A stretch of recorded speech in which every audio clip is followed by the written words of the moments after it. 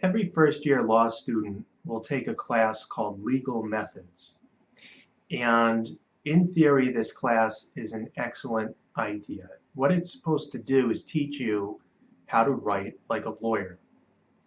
Now, most of law school is essentially just reading cases and going to class and listening to somebody ramble about the case. The professor will call on a student, the student will have to talk about a case, and you do that for torts and contracts and criminal law and everything. And it's not a very effective way of preparing somebody to be a lawyer. The law is very much a vocation, and law school should be taught sort of like a vocational school where you learn to actually do the work that a lawyer would do. And it's not taught that way at all. However, legal methods is supposed to teach you to do something that lawyers will do on a regular basis, and that's write. So lawyers will write letters and complaints and motions and things like this almost on a daily or weekly basis.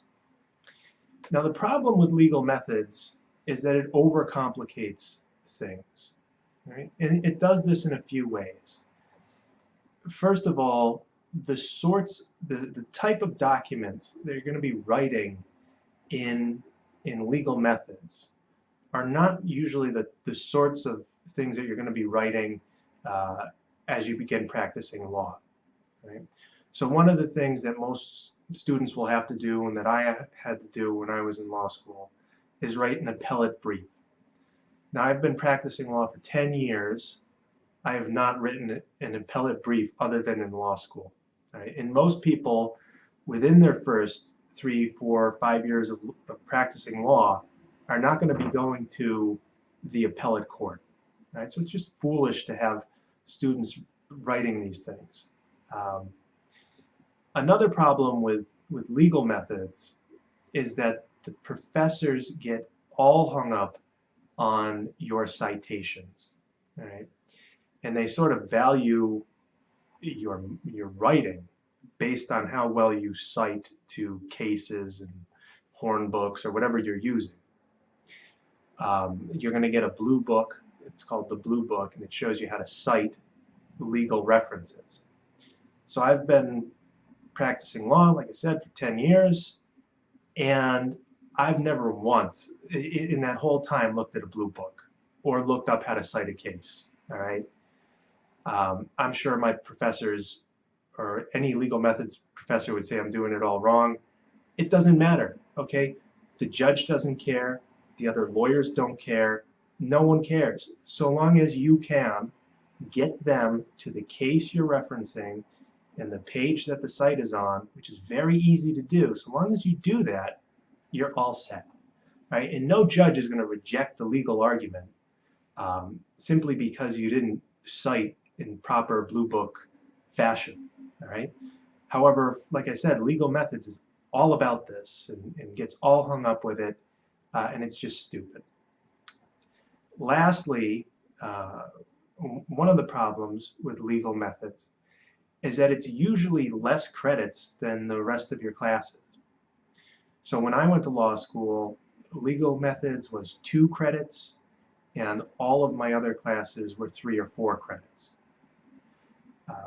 However, legal methods, if you let it, will totally consume all of your time, which is foolish. So you need to step back and prioritize. You need to say legal methods is worth less than my other classes, and I can't give legal methods more time than I do to my other classes.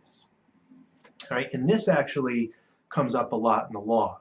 Okay, when you practice law, you'll have very important stuff going on almost continuously, and you'll have less significant things happening. And you'll have these clients who have these petty little matters who will call you twice a day, email you incessantly, just nonstop want your time. And you need to prioritize. You need to say, well, this person, I will give them some of my time, but this major thing that I'm working on over here, I have to prioritize and put this first, all right? And you need to do that with legal methods. So You need to do what you need to do to get through law school, to pass legal methods, but just don't go crazy about it. Okay, don't obsess over it. Don't let it consume your time. And just realize when you get out into the world and you start practicing law, it's simple, okay? Find the cases that apply to your case, to your facts favorably. Present them to the court, and when you write, just be clear, concise, just get to the point, and you'll do just fine.